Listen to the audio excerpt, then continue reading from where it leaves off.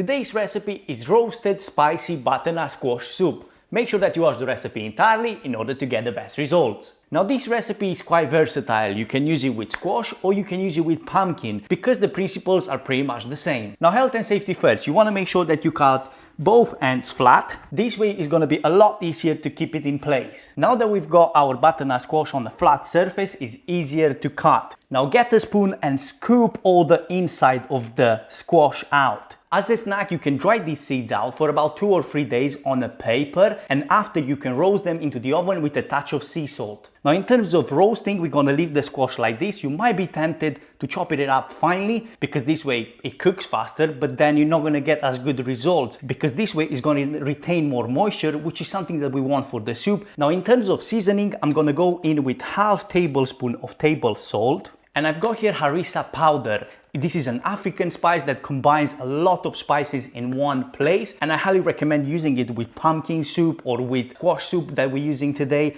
because it works really well. You could kind of replace this with regular chili, but bear in mind that there are many other spices in here that will help enhance the flavor of this soup. Freshly ground black pepper, I'm gonna go in with about 1/4 tablespoon. Oil, veg oil will do the job. And now we're gonna add the spices. I'm not planning to add the whole thing just yet because I'm gonna use some more later on. Now your squash goes into the oven for the first part of cooking, 30 minutes at 200 degrees Celsius. And meanwhile, we're gonna prepare the garlic and the onion for the second part of cooking, which is another 30 minutes. And I've got here 5 cloves of garlic, and I'm gonna get them into a tin foil because if I don't, they're gonna overcook, they're gonna get dry. Here, I'm gonna go with a good pinch of the seasoning we prepared earlier, and also a drizzle of veg oil.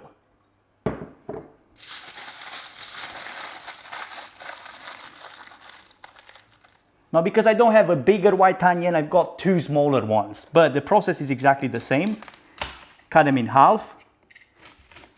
You can leave the skin on because this will protect them whilst cooking. A drizzle of veg oil, and again, a good pinch of seasoning. So halfway through the cooking process, we're gonna get in the onion and the garlic, and we're going in another 30 minutes or until the squash is cooked all the way through. Okay, so we've got our squash out. Now you might want to give it a few minutes because it's piping hot, but as you can see, the onion is cooked and almost caramelized, you know, in all that heat. And I'm sure the garlic is in the same situation. Let's find out. Yeah, look at this.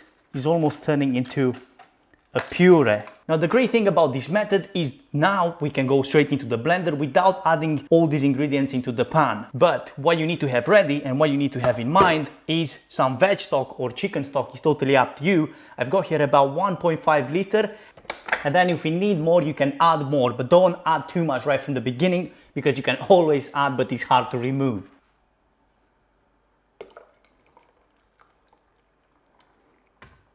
Now you could pass this through a sieve to get even smoother consistency, but I don't really feel like it's necessary. Now let's taste for seasoning. I doubt that you need any more spice in it because harissa is quite punchy and hot. Maybe a bit of salt is what I'm getting, but that's pretty much it. And I really hope that you enjoyed this recipe. If you did, make sure to give it a thumbs up and subscribe to the channel for more simple recipes like this.